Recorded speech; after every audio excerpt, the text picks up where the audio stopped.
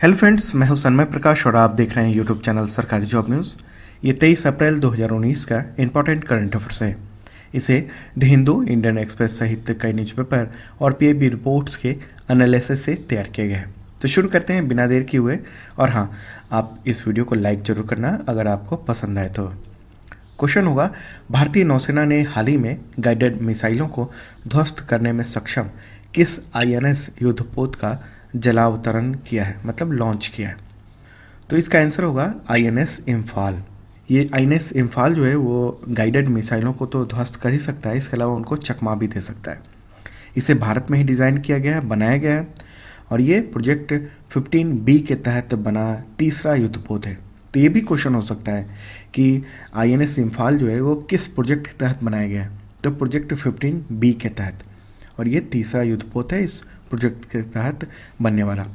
INS Imphal का जो वजन है वो 3037 टन है और अन्य हथियारों और ब्रह्मोस सुपर सोनिक क्रूज मिसाइलों से लैस होने के बाद इसका वजन 7300 टन तक हो सकता है। ओके, अब कुछ इंपॉर्टेंट बात बता दूं कि भारतीय नौसेना के पास फिलहाल 140 युद्धपोत हैं, 220 एयरक्राफ्ट हैं और 32 युद्धपोतों का इस वक्त निर्माण चल रहा है। ओके, तो ये इंपॉर्टेंट बात थी, बहुत ज़रूरी। अब आगे बढ़ते हैं। क्वेश्चन होगा, एशियन एथलेटिक्स चैंपियनशिप के 23वें संस्करण का आयोजन किस जगह पर किया जा रहा है? तो इसका आंसर होगा दोहा, ओके, कतर में। ये 23वां संस्करण शुरू हुआ है 21 अप्रैल को और 4 दिन तक ये चलेगा और 63 देशों के खिलाड़ी इसमें भाग ले रहे हैं, 63 कंट्रीज़ के। इसी से जुड़ा अगला क्वेश्चन है, एशियन एथलेटिक्स चैंपियनशिप 2019 के पहले दिन भारत के किस खिलाड़ी ने जवलिन थ्रो में भारत को रजत पदक दिलाया? पहला पदक था ये, आंसर है अनु रानी। ओके, उन्होंने 60.22 मीटर के जेवलिन थ्रो के साथ भारत का खाता खोला और भारत को ये पदक दिलाया है। अगला क्वेश्चन होगा, 23वें एशियाई एथलेटिक्स चैंपियनशिप में भारत को पहला गोल्ड मेडल किस खिलाड़ी ने दिलाया? देखिए, जो भी पहला होता है ना, पहला गोल्ड मेडल, पहला रजत पदक या कोई भी पहला मेडल, वो बहुत इंपॉर्टेंट हो जाते हैं एग्जामिनेशंस के नज़रिए से। तो इस क्वेश्चन का आंसर है गोमती मारीमुथ। ओके, गोमती मारीमुथ। 22 अप्रैल 2019 को गोमती ने 800 मीटर दौड़ में स्वर्ण पदक अपने नाम किया है और चैंपियनशिप में ये भारत का पहला स्वर्ण पदक है, जैसा क्वेश्चन में मैंने बताया। इसके अलावा रजत पदक जीता है शिवपाल सिंह ने 86.23 मीटर थ्रो फेंक कर, भाला फेंक कर। ओके, अगला क्वेश्चन है, बीसीसीआई के लोकपाल ने महिलाओं के खिलाफ अभद्र टिप्पणी के मामले में किन क्रिकेटरों पर 20-20 लाख रुपए का जुर्माना लगाया है?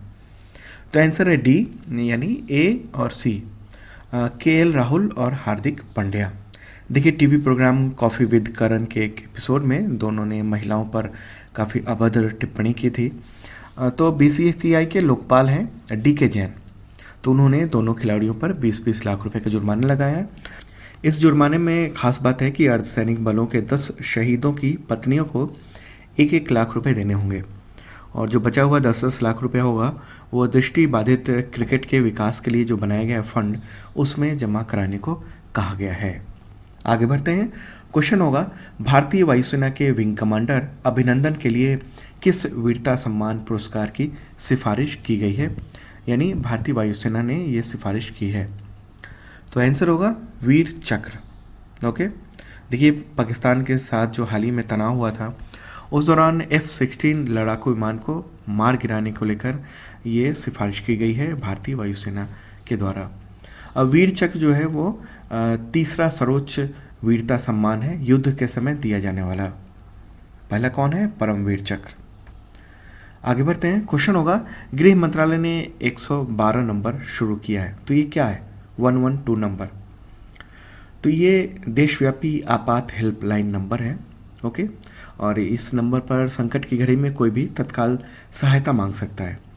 इस योजना के लिए सरकार ने टोटल 321.69 करोड़ रुपए निर्धारित किए हैं। ये जो हेल्पलाइन है वो पुलिस का 100, आग का यानी फायर का 101 और महिला का 1090 हेल्पलाइन का एकीकृत नंबर है, मतलब सबका एक साथ है। और जल्द ही स्वास्थ्य हेल्पलाइन नंबर जो है 108 उसको भी इसमें शामिल कर लिया जाएगा। एक बात और कि अमेरिका में एक आपातकालीन नंबर चलता है 911, तो उसी के तर्ज पे ये बनाया है गृह मंत्रालय ने। आगे बढ़ते हैं। क्वेश्चन होगा, इकोनॉमिस्ट इंटेलिजेंस यूनिट द्वारा जारी की गई रिपोर्ट के अनुसार कैंसर से संबंधित ICP यानी index of cancer preparedness report में भारत को कौन सा स्थान मिला है? तो इसका आंसर होगा 19th यानी 19वां। देखिए, इकोनॉमिस्ट इंटेलिजेंस यूनिट ने 28 देशों से फैक्ट इकट्ठा किए और इसमें भारत को 19वां स्थान मिला है। अगला क्वेश्चन है, नौसेना के युद्धपोत INS कोलकाता और शक्ति जो है वो PLA के 70वें वर्षगांठ समारोह में आयोजित अंतर्राष्ट्रीय फ्लीट रिव्यू में भाग लेने के लिए गया है। तो किस देश में गया है ये? किस देश में PLA है? तो इसका आंसर है चीन। दोनों युद्धपोत 21 अप्रैल 2019 को चीन के किंगदाओ में पहुंचे हैं। अगला क्वेश्चन होगा, किस दिन दुनिया भर में पृथ्वी दिवस मनाया जाता है? आंसर होगा इसका 22 अप्रैल। और आखिरी क्वेश्चन इंपॉर्टेंट है, राष्ट्रीय नागरिक सेवा दिवस कब मनाया जाता है? तो आंसर है 21 अप्रैल। और इस वर्ष का विषय था आकांक्षात्मक जिलों को बदलने के लिए रणनीति का विकास। ओके, 21 अप्रैल को हर साल मनाया जाता है। क्यों? क्योंकि 1947 में इसी तारीख को यानी 21 अप्रैल को ही तत्कालीन गृह मंत्री सरदार वल्लभ भाई पटेल ने अखिल भारतीय सेवाओं का उद्घाटन किया था। न्यू दिल्ली में मेटकॉफ हाउस में भारतीय प्रशासनिक सेवा प्रशिक्षण स्कूल में प्रोबेशनरी अधिकारियों के पहले बैच को उन्होंने संबोधित किया था। और उसी समय उन्होंने कहा था नौकरशाहों को स्टील फ्रेम ऑफ इंडिया। तो ये भी क्वेश्चन हो सकता है कि स्टील फ्रेम ऑफ इंडिया जो है वो किसने ये बात कही थी नौकरशाहों के लिए? तो वह सरदार वल्लभ भाई पटेल। तो ये था 23 अप्रैल 2019 का इंपॉर्टेंट करंट अफेयर्स। आप इसे लाइक ज़रूर करिएगा अगर आपको पसंद आया तो, और शेयर जरूर कीजिए। शेयर करना मत भूलिएगा अपने दोस्तों को, ताकि सबको पता चल सके। एक और बात कि ग्रुप डी और NTPC के लाइव क्लासेस चल रहे हैं। अगर आपने फॉर्म भरे हैं उसके, तो आप ज्वाइन कर सकते हैं फ्री में।